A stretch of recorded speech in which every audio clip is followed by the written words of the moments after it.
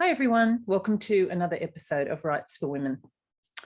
Today is a craft of writing episode, and my guest on the convo couch is Cassie Hamer.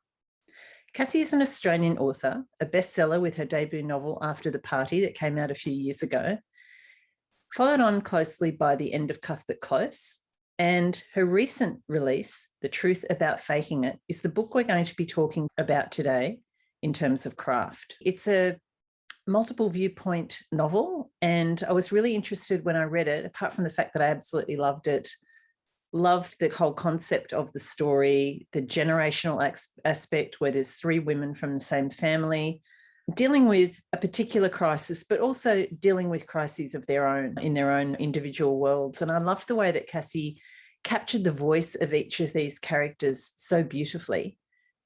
And I also love the way that she tied the stories together, but also portrayed them as three different threads. So I was really keen to talk to Cassie about writing in multiple viewpoints and, of course, her writing process and writing a women's fiction novel. As I said, this is the third of Cassie's releases. It was out a couple of months ago. I'm recording this on June 29, 2022. So it's been out for a couple of months now. And I highly recommend, if you love anything by authors like Leanne Moriarty, Marion Keyes, all those contemporary women's fiction stories that have a feel-good element, but also have a serious theme running through them and quite serious issues that they're dealing with, but sometimes in a kind of lighthearted way. This is a fantastic book, as are Cassie's other books, and I highly recommend you grabbing them. Anyway, I hope that you enjoy this chat with Cassie. She was very generous with her sharing her wisdom and talking about a process that is sometimes hard to actually pin down as a writer. Sometimes people ask us questions about how did you create this character or how do you do your plotting? Some of it is just a mystical process, not in a weird way, but because so many things come from our subconscious, and sometimes things just happen on the page without us realizing it. So I really appreciated the fact that Cassie really put herself under the microscope to some extent here and really thought hard about the answers to these questions. And I think you'll find it a really useful episode, particularly if you are writing or intend to write a multiple point of view novel.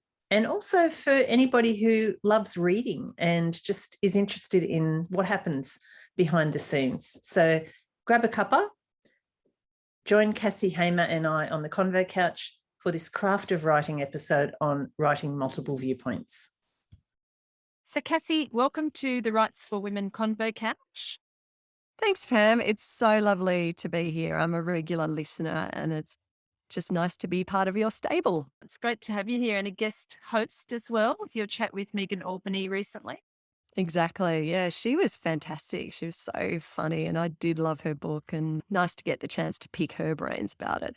Always good to talk books, isn't it? As I've already told you that I have read your recent book, The Truth About Faking It, loved it, which is why I wanted to have you on the podcast, obviously to chat about the book itself. It's a fairly new release, but also really interested in talking to you about the craft aspects of creating the characters and digging into this whole multiple point of view structure that you have going on with the book. But first of all, could you tell everyone what the book is about? Sure. The Truth About Faking It is a family drama with lots of humour and intrigue and a real focus on the relationships between the three generations of women who are the main protagonists in the story. And it's also about a mysterious death that causes massive ructions in the lives of three women from the same family. So there's Natasha, who's the 48-year-old current affairs presenter, very high profile, very controlled emotionally. We also have her mother, Ellen, who's 69, and she's quite out there and quite an outrageous character. And the third main character is Georgie, who's 22, and she works as a reality TV producer on a show that's very much like The Bachelor. Yes, it did have very bachelor vibes, I thought, it was really interesting contrast between the three women's lives. They're all from the one family, of course, so they have, lots in common, but then they've all got these completely different situations in their lives. And then we have this exciting incident that throws the spanner in the works for them all. It it did strike me as a perfect example. Now, this is a term that I do love, but other people don't love it, as women's fiction. And you've got three very strong women. You've got lots in there about relationships and the dramas, the things happening in their lives. Great plot, page turning. Where did the inspiration for the story come from for you? The inspiration came from lots of different places, but I think the biggest ideas came from my experiences of working in the media when I was in my 20s, and I worked as a TV reporter, firstly in country New South Wales, and then worked my way up into eventually landing a role with Channel 7, where I was getting pretty regular shifts as an on-air reporter for the 6 p.m. news. And that was an incredibly formative experience for me. My takeaways from working in the media were that it can be incredibly fun and exciting, and there's nothing to rival the adrenaline of a newsroom when big news breaks and you've got people running everywhere and phones going off and you're madly writing and working to these inflexible deadlines. It's highly addictive. And when I was working at Channel 7 in Sydney, some big stories happened. September 11 happened. The Bali bombings happened, the Asian tsunami happened, and these were huge events. So it was a really newsy time to be there. And Sydney is undoubtedly the pinnacle of media, I think, in Australia. Yeah. Biggest city, biggest resources, that kind of thing. So it was an amazing job. And it was the job of my dreams, but it came to a very sudden end because my boss called me in one day to talk about my future, and he sat me down and he said, "Look, I don't think you have a future as being an on-air reporter because I don't think that you have the X factor." And I was devastated, and I didn't understand what the X factor meant, but it felt very much to me like it was a gendered term, because there was a huge mismatch, I think, in the way that the female and the male journalists were treated in the newsroom. The women had to pay very careful attention to their appearance. I got sent to hair and makeup for a consultation about how to soften my look to appear on camera, because I did sometimes wear my hair quite tightly back in a ponytail because I didn't want flying hair to be a distraction from what I was saying. I thought what I was saying was more important. Yeah, I thought it was more important than how I looked, but apparently not. Women always wore makeup. It was an expectation that you wore makeup on the job. Very few of the male reporters would. They might whack on a bit of foundation, but it would be a 10-minute sort of thing. No one cared too much about the male reporters' suits. They could have worn the same thing for 2 years straight as Carl Stefanovic did on the Today Show, and no one would notice. The same couldn't be said of the women. So I did feel it was a pretty sexist environment and a blokey one. There wasn't a single woman in a management role. And I left the industry. I just decided that I didn't want my future to be at the whim of a man who couldn't really properly explain to me what I needed to improve. And I thought there was a lot of unfairness in the industry, a lot of competition. So I left. And I think that was an incredibly scarring experience in some ways, and something that still I think about a lot, and think about whether I should have tried harder to stay in the industry and fight back just about that against that one man's opinion. But the beautiful thing about anger and difficult things that happen in your life is that they make excellent fuel for fiction. And in a way, I think if I hadn't let the media, maybe I wouldn't be a writer, and maybe I wouldn't have the opportunity to channel those thoughts and feelings about the treatment of women into the story. And I think this story at its heart is about women being true to themselves and speaking up. That's the bottom line. That's the takeaway message. And so, very long story short, that's what has mainly inspired the book. It's really interesting. We could go down that rabbit hole and spend hours talking about that. Yes. Do that. But so Natasha's character in particular, so Natasha is the news reader in the story. She has come directly from your own experience. This is your third book. Is this a book that you always thought you would write at some point, or How did that come about that this ended up being your third book, though it is very informed by your own experience? Yes, I definitely knew I would always write about the media. And as you pointed out, Natasha works in an environment not dissimilar to the one that I worked in. And Georgie also works in the media, but in sort of new media because she's in a reality industry, but it has its own ethical issues, as I think we're probably all aware, that what constitutes reality on television bears very little resemblance to how most of us define the word reality. So, yeah, I always knew I was going to write a media book. I think it was always in me. My first two books were, I think, more about motherhood because that was what I was feeling quite intensely at that time. My kids were a little bit younger and I was grappling with those big identity questions over the transformation from independent person to totally dependent person because suddenly I had three little human beings relying on me. And I used the fiction as a way to sort through a lot of that. But this book is the book of my heart in some ways because it is informed by experiences that happened 20 years ago. And so I've had a lot of time to think and process. And obviously, the things I see happening in the media today, I think things have slightly improved in relation to the treatment of women. But there's still a long way to go, and especially in the area of diversity on screen. Like, we just don't see enough different faces. We don't see wrinkly older women. We don't see different skin types. We don't see enough Indigenous faces. So it's not just the representation of women, it is other marginalised groups as well. For sure.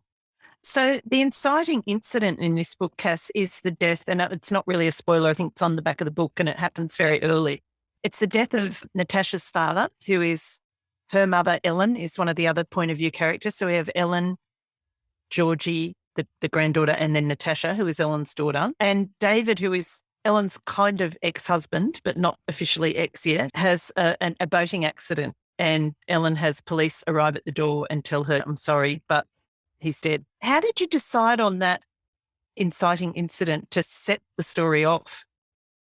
I think a death is a great catalyst for change. And in this case, I wanted there to be an element of intrigue around what had actually happened to David. And I wanted that question over his death to be the question that would pull the reader through the entire story. And it would also be the uniting force between the three characters because obviously they all loved him dearly, but it was a really useful vehicle to also show their differences. So Ellen's grief is tinged with a lot of anger because she's really cross with David for taking off on the boat with his brother and leaving her behind. Natasha's grief is very tightly controlled. She doesn't feel able to let go of her emotions. She's adored her dad. Her dad was a foreign correspondent. She's always held him up on a pedestal. And for Georgie, it's more straightforward. David is the grandfather who she had those normal grandparent type feelings towards. He was a fatherly, gentle, interesting presence in her life. So I think the different ways in which the women grieve says a lot about them and was also a way of introducing some questions about David himself. Was he the ratbag husband? Was he the doting father? Was he the gentle grandfather? They're all questions that keep the reader going, I think, through the story. Yeah, definitely. Definitely. It was really good to have that. It was the center of the story, but then the ramifications of his death and how it affected each of them. So was it always going to be a triple point of view story, Cass? Yes. Yeah, it was definitely always going to be multiple points of view. And I wanted to have three generations. And I knew that I wanted them to be adults. So in a way that forces you into choosing specific age groups. That sort of dictates what ages you can choose. So it definitely was always going to be that. I love writing about mothers and daughters. It's such an interesting, multifaceted relationship. In my own relationship with my mum, I love her dearly. And when I was growing up, we were very close. There's tensions in any good relationship, in any very loving relationship. There's also times when you completely dislike them.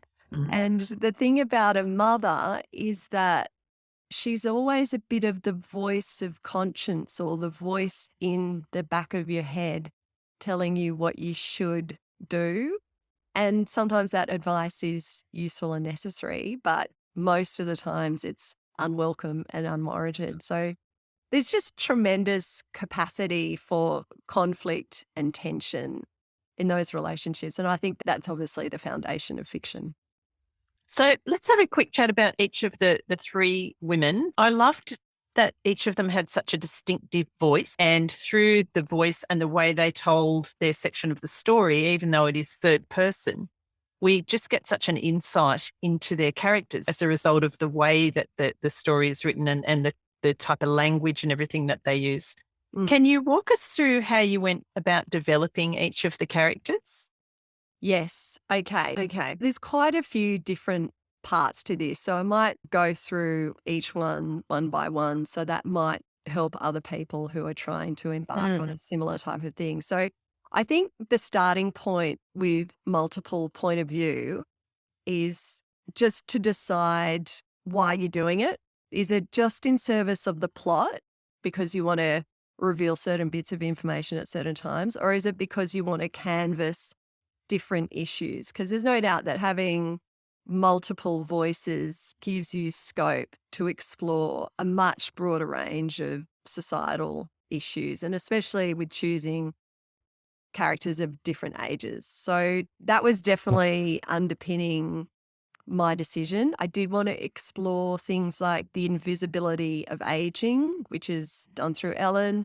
I did want to explore the sandwich generation, Natasha, who's dealing both with a slightly demanding parent, but also a child who's still somewhat dependent. And Natasha's getting to that tricky menopausal age where the world does start to see you a little differently and can be a bit of a precarious time career-wise. And then obviously with Georgie, it's lovely to explore a younger person who is experiencing falling in love for the first time. So you can't do that with just one single character. So that's why it's really useful in fiction to have a couple of different viewpoints if that is your aim.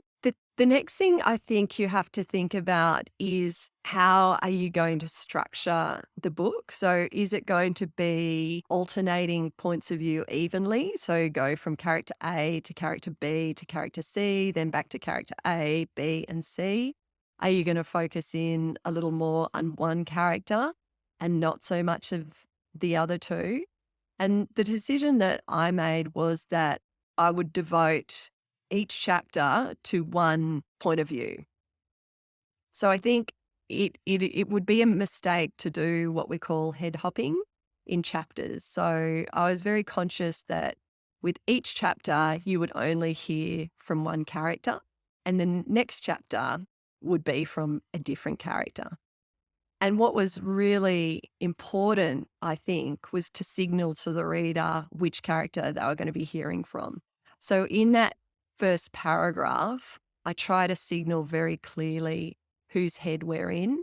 And you can do that in a few different ways, but naming them obviously is really helpful. Edie zeroed in on XYZ. We're in Edie's point of view.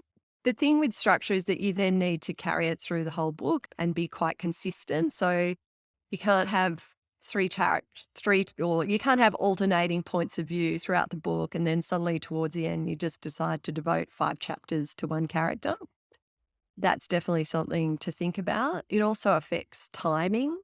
So are you proceeding with a linear structure so that you're not jumping around in time? Or if you are going to do that, how are you going to signal that maybe through chapter headings? So there really is a lot to think about even before you get to voice. I would say voice is something that you can develop as you draft and as you layer up the character, but it is worth thinking in your planning about how you are going to distinguish each one. And I think for me, it was easier because I had chosen people of different generations. And we know that older people speak differently to middle-aged people and they speak differently to young people. So their age in this case is directly relevant. And just to give an example, swearing. How would a 69-year-old curse versus a 48-year-old versus a 22-year-old? Yeah. So like Ellen, for instance, uses the word blasted, that blasted thing. Natasha might use the word bloody idiot or something like that. Georgie might be more likely to go a little further and be more explicit and drop some F words. Yeah. That is what young people do. So you can start to filter in their age through those sorts of things. But I think also voice has to be deeply connected to the emotional wound that the character is experiencing or the flaw that they're trying to overcome. So for Ellen, her character flaw is ego. So for each character, I had a focus word. For Ellen, So is that something you work out in advance, Cass, before you start writing? no, this is probably something that more comes after. I can show you, actually, this is my page. I don't think you can read all the words, but it's just a handwritten summary of each character, and I've written down what their problem is, what their wounding event is, what the effect of it is, and what she must learn. Ellen, I wrote down that her internal problem was ego and that she can't forgive and that she's quite angry, and that's the wounding event is that her husband left her. She doesn't know exactly why. The effects of that are a lack of financial security. She wants to show David what he's missing out on. She tends to catastrophize. And what she must learn is how to gain true self-esteem and how to defeat her ego. So the way that feeds into her voice is that Ellen is both outraged and outrageous. So she's going to talk in quite an exaggerated fashion. Everything's going to be a little bit overblown. And Natasha, in a way, is her opposite because her key word is responsibility, perfectionism, and control. She is really tightly wound. She's a news presenter, so the way she speaks is quite formal and almost scripted. And so that's probably the other thing to think about is what are the frames of reference for each character. So for Natasha, she works in TV. Her metaphor language, therefore, is going to be quite related to television, and she's going to relate personal experiences back to her career experiences. To give like a better example, maybe you have a character who loves art. And so a lot of the way they describe scenery is going to be in a very artistic, visual way. You might have a character who loves music. And so their metaphor language is going to be much more related to beat and rhythm and sound and those sorts of things. So assigning those sorts of personality traits and having a really clear idea of your character and their main flaw directly influences then, I think, the words on the page. It all has to match up. And so Georgie's, her key word was cynic. And so she has a slightly snarky voice. She's got that. She reminded me a lot of my 26-year-old daughter, actually. Yeah, writing young people is quite easy because they have such distinctive vernacular and they're real trend words and phrases.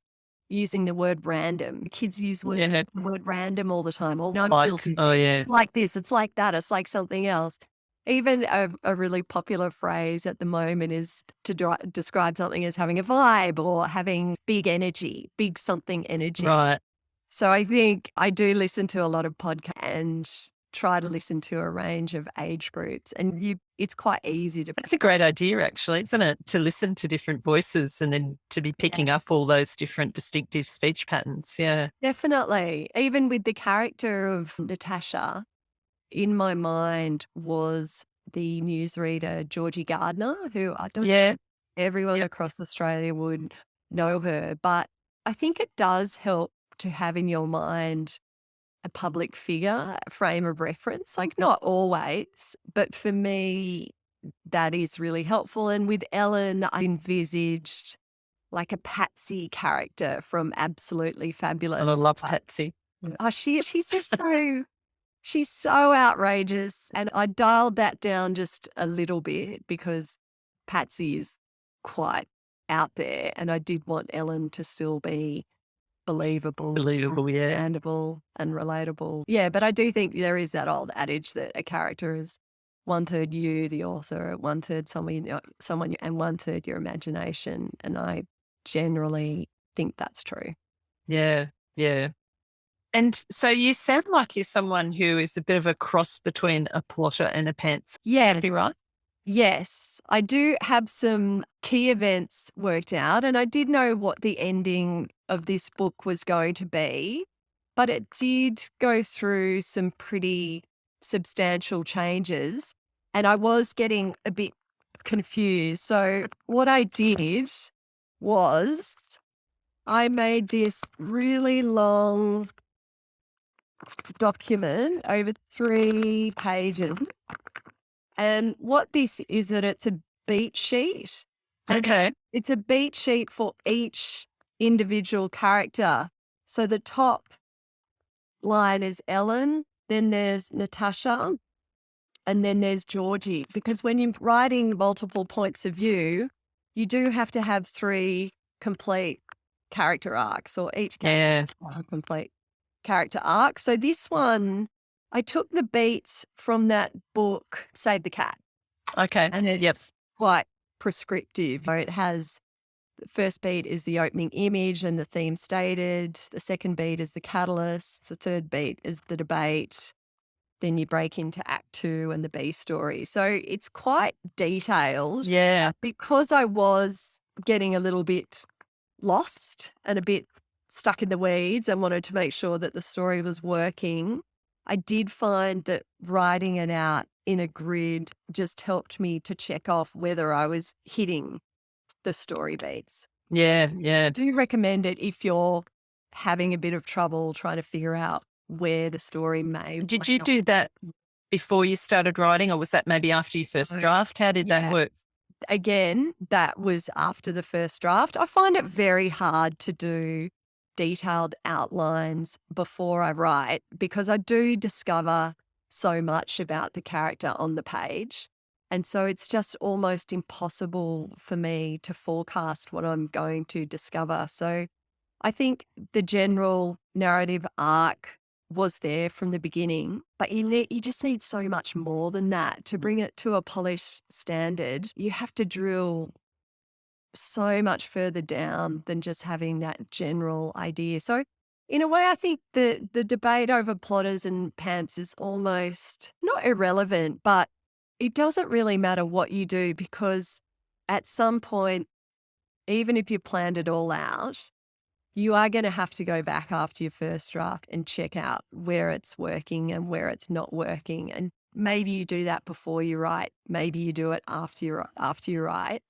At some point, you are still going to have to do it. So as writers, we all arrive at the same destination. We just get there in different ways.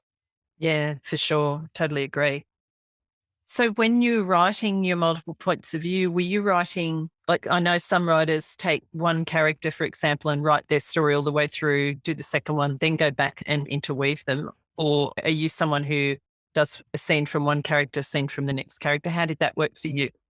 Yeah, I do it in a linear fashion according to the chronology of the book. So I'll write one character, their scene, because whatever happens in their scene is going to have ripple effects on the next character in the next scene. So just to give a small example, in the early chapters of the book, Natasha talks about sending a text message to her daughter, Georgie.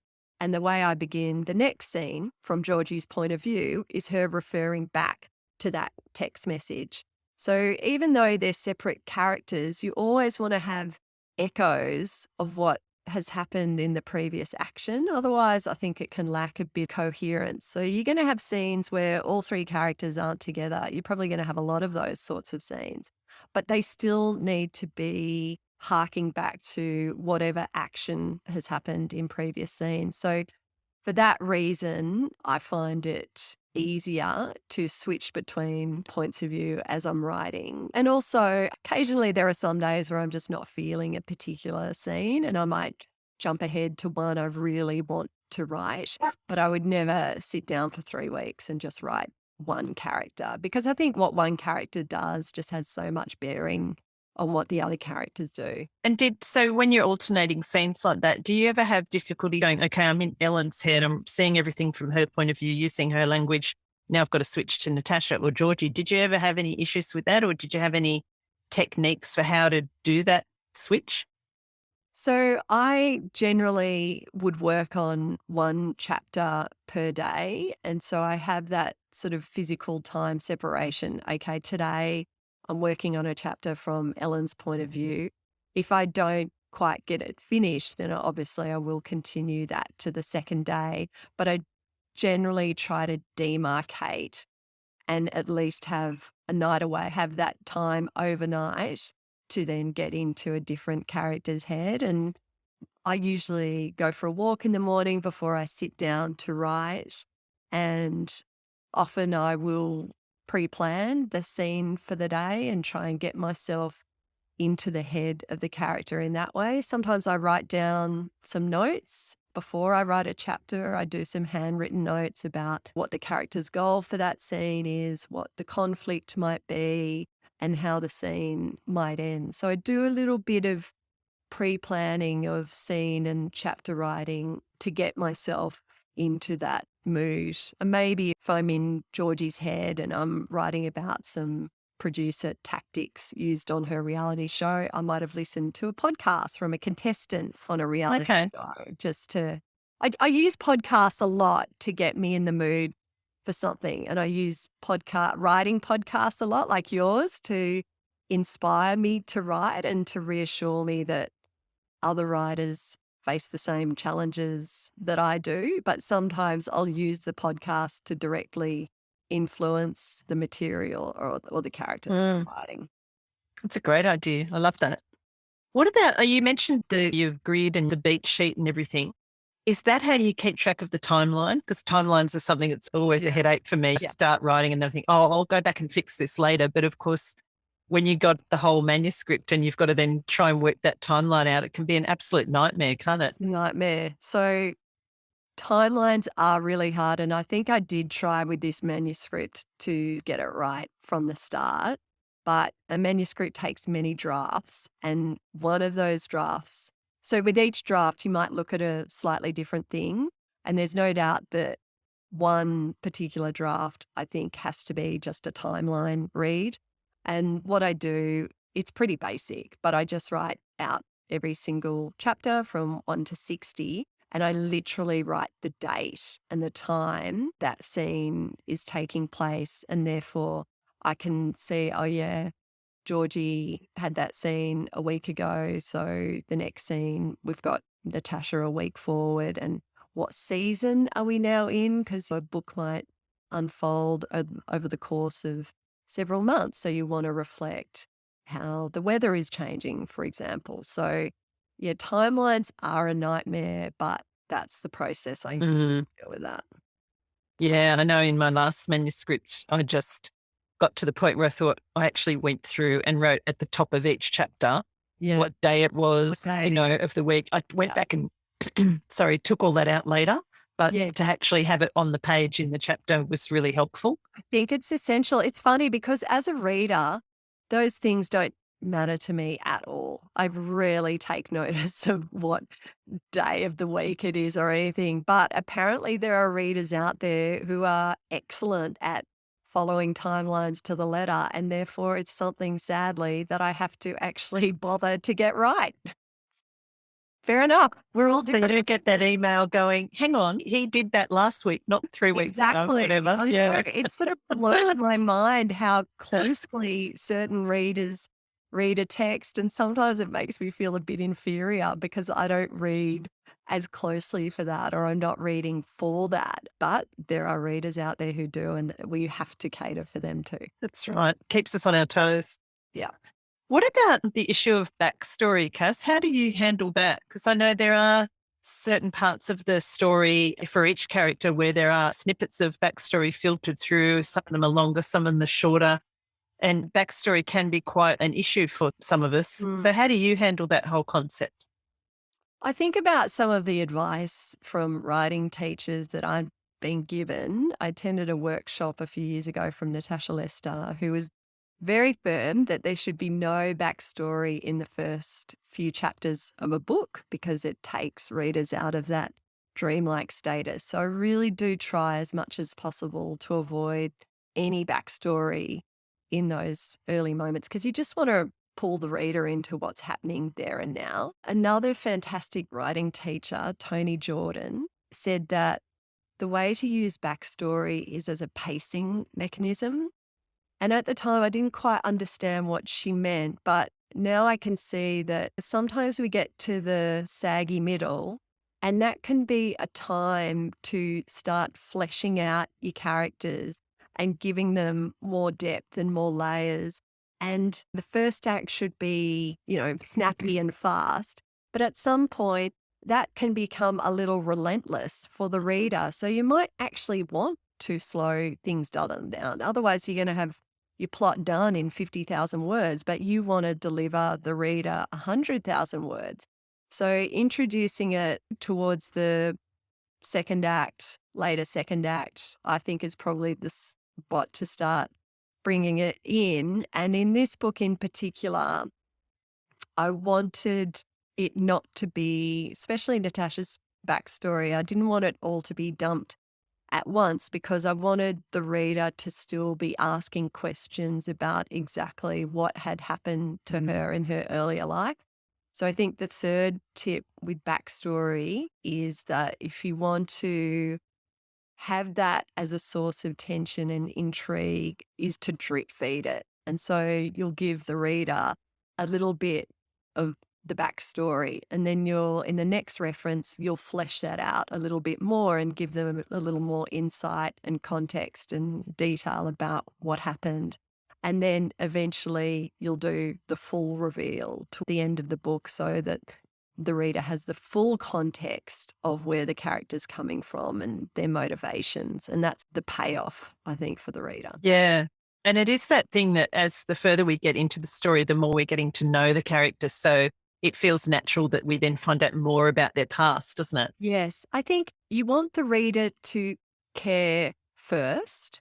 So it's like in any relationship, when you meet a person for the first time, you don't want them to dump their entire back history on you because you're thinking, I don't even know this person. Yeah. I don't even know if I like spending time in their company. And they've just come and told me their life story and I just really don't care. So I think the thing is that the old showing and not telling is really important in those early chapters because it's through the showing that you are going to entice readers to care about your character. Mm.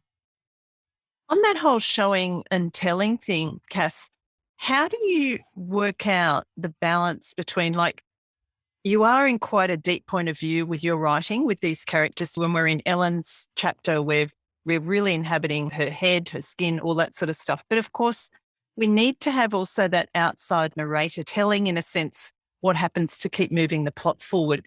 Yeah. Do you find that comes fairly naturally to you, or is that something that you balance up in revision? What's your attitude to that? The way I look at it is that it's like a camera that is sometimes zooming in and zooming out. And I think about something Marianne Keyes said about that at the start of the chapter, you need to hold the reader's hand a little bit and just orient them to the scene. So in a film analogy, I see that as the camera having quite a wide shot. And that's where we are setting scene. And that's where you're going to have a more authorial voice or a narrator voice. But then as the scene progresses, you really do want to pull focus and zero in on what's going on inside of the character's head. So usually as the scene progresses, I get deeper into their internal or interior thought. With Ellen, it was easy to write because she was quite an outrageous character with very strong opinions. With the character Natasha, it was much more difficult because she is an emotionally repressed character. And so it's hard to reflect quiet or controlled emotion in a really interesting way. And so the feedback I got on that first draft from my publisher was that she didn't really understand what Natasha was thinking. And that was spot on. I hadn't put much internal or interior thought in for Natasha. And that then became a big focus in the rewrite, in that, yes, Natasha might have this controlled emotional exterior, but that doesn't mean that she still doesn't have a thought process ticking 24/7, because you can be, often it's the shy, introverted types that have the deepest and most busy thoughts going on. Yeah. It's a bit like the duck swimming on the pond. Everything looks serene on top, but underneath the feet are paddling furiously. It's not something I get right first go all the time. And some characters are definitely easier to access in terms of their internal thoughts than other characters. Yeah, I love that analogy of the camera, the zooming in and zooming out. And then it's all about just getting that balance, is it? Like, I guess in those redrafts. It's interesting. A lot of people these days in first person. And so you don't necessarily get that camera zoom in, zoom out effect because you're 100% in that character's viewpoint all the time. For me, it's almost just a personal preference, and I like the authorial voice, and I like that it just gives me a little more flexibility and a chance to demonstrate a little bit of a slightly different writing style. Definitely worked well in faking it. So what about your writing process itself, Cassie? Do you spend a long time on a first draft, a short time, and then more on the revision? How does all that side of things work for you? Look, I think each book is different. And the problem with writing is that while you knew how to write one book, you never know quite how to write the next book. So you never quite know before you begin how it's going to come out.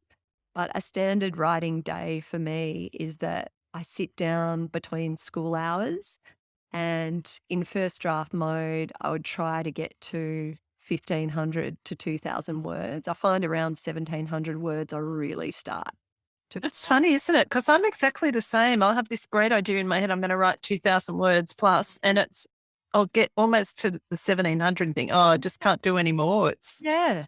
I think obviously probably everyone has a different threshold limit, but I just find pretty consistently that it's at that point that I start to feel really tired and it's just not coming. If you do that every day, you're going to have a first draft pretty quickly, but inevitably life gets in the way. Yeah. Realistically, out of every 5-day week, I probably get 3 proper writing days. So much as I'd love to just churn out the most super quick first draft, it always takes maybe 5 or 6 months, maybe 4 months if I'm really got the hammer down. And then ideally, I like to give it a couple of read-throughs before I submit to a publisher. In the past, I've actually given it to an external editor to have a look at and give me feedback before I submit it even to the publisher, just because I want that external feedback from someone who doesn't know me and isn't a friend and just going to say nice things. Yeah, I generally do to get a little bit of external input before I submit. And as a sort of now multi-published author who works to contract, do you still have with each book that sense of nervousness when you are doing that submission to the publisher? Oh, completely. But What I have learned, and I think Rachel Johns actually said this, maybe, I hope it was.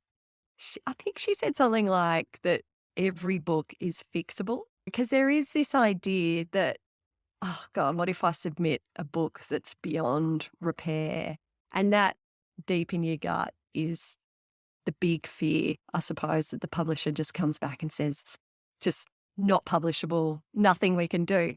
But I generally think if you're a writer with a bit of experience, the book is not going to be as crap as what you think it is, and that editors are amazing, and that pretty much all books are salvageable. It's just that some books are going to take a tremendous amount of work to fix, and other books will barely take any work at all, and you're not necessarily going to be the best judge of which book is the problematic ones. With my first book, there was a pretty substantial structural edit. With the second book, there was no structural edit at all. I just went straight to copy. With the third book, there was a big developmental edit. So that was doing lots of character layering work. So who knows with the next book? I just don't know. Writers aren't the best judge of their own work always. Do you enjoy that process working with the publisher and with the editors? Yes, I do. I always have that moment where I get an editorial report and I'm completely aghast and I just think, I can't do this. This is terrible. They think it's rubbish. And I give myself one night to feel that way and to feel bad. And the next day I get into work mode and I think, no, it's not completely terrible. It's just a case of doing the work. And as long as I can apply the bum glue and sit at the desk, then I can achieve what they're asking me to achieve. And that ultimately it's going to be a much better, because that's what they want. They don't want to tear me down. We're all about working together to make the best book that we can. And so I just put aside that momentary devastation and get to work. Yeah, yeah. And how do you straddle, I guess, what can sometimes be a conflict or a tension between the writing, the artistic side, the creative side of the writing, and then that writing for publication, which is very much business based? Yeah, that's interesting. Publishing is a very hard business to understand unless you are working inside of the publishing house. Like there's still so much I feel that I don't know what goes on behind those closed doors. And I've come to the conclusion that my job is just to write the best, most entertaining book that I can. In the back of my head, I always have Liane Moriarty as the high bar of where I'm aiming.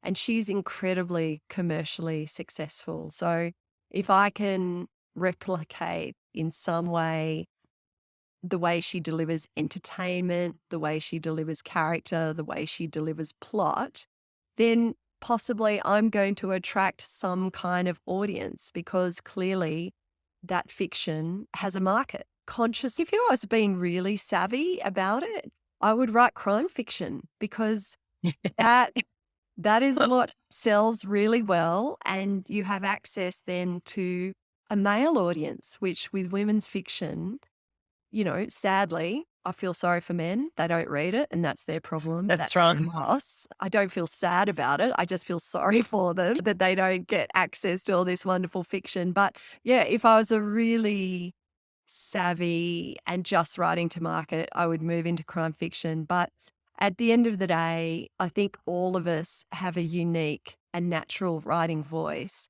And I would really have to wrangle my voice into something quite different. And that would take a huge amount of effort and work on my behalf, because I'd be fighting natural instinct all the time. Yeah. No, I think that's very good advice. I know that we're conscious. I'm conscious of time. We've got to wrap up, Cass. But what's next for you? What's next? More books. So I have submitted a manuscript to the publisher. It has a working title of Weekend at Bear Park. and it's about a mothers group who go on a weekend away, and unbeknownst to one of the members, who's a real prude, it's a clothes optional resort where people get around naked. And so we've got that, we've got the humour side, but then also something huge happens while they're on this weekend away. So bit of humour, bit of intrigue, bit of mystery. They're the elements that I love in books, and they're always the elements I try to put into what I write. Yeah, you certainly did that beautifully in The Truth About Faking It. So it's been so good to get a little bit of insight into how you went about creating that. And so thank you very much for sharing all that with us. Good. I hope it didn't come across as a garbled mess to all those Absolutely people not. out there listening. I've always marvel at the wisdom that other writers are able to share. I doubt my own capacity to do that. Oh, you've done it beautifully, believe me. Cass is going to be joining me a little bit later for a 4 curly questions for the Patreon supporters. I'll be back talking to Cass, but otherwise, Cass, thank you so much and have a great weekend. Thanks, Pam. Love your questions. Love your work. It's been really fun. Thank you.